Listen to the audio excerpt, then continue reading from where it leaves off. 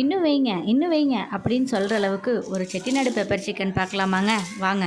அதுக்கு வடச்சட்டியில் சீரகம், சோம்பு, கொத்தமல்லி, மிளகு, 2 வரமிளகா சேர்த்து எண்ணெய் ஊற்றாமல் நல்லா வறுத்தெடுத்துக்கலாம். நல்லா ஸ்மெல் வந்ததும் ஆஃப் பண்ணிடுங்க. இது நல்லா ஆறினதுக்கப்புறம் மிக்ஸி ஜாரில் மாற்றி நல்லா பவுடராக அரைச்சி எடுத்து வச்சுக்கோங்க. அவ்வளோதான், மசால் ரெடி.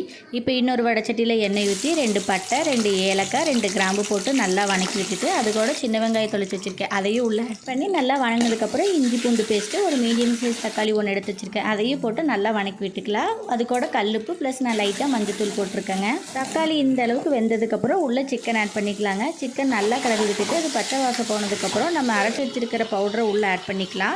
இதையும் நல்லா வணக்கி விட்டுட்டு நான் 1 டம்ளர் தண்ணி ஊற்றிருக்கேன். சிக்கன் நல்லா வெந்து இந்த அளவுக்கு சுண்டி வருங்க. அப்போ இறக்கி வச்சோம்னா செம்மையான செட்டிநாடு பெப்பர் சிக்கன் ரெடி. இப்படி ஒரு தடவை ட்ரை பண்ணி பாருங்கள், உங்களுக்கு பிடிக்காதுன்னு சொல்லவே மாட்டீங்க. இந்த வீடியோ பிடிச்சிருந்தா மறக்காமல் நம்ம சேனலை சப்ஸ்கிரைப் பண்ணிடுங்க. தேங்க்யூ, பாய் பாய்.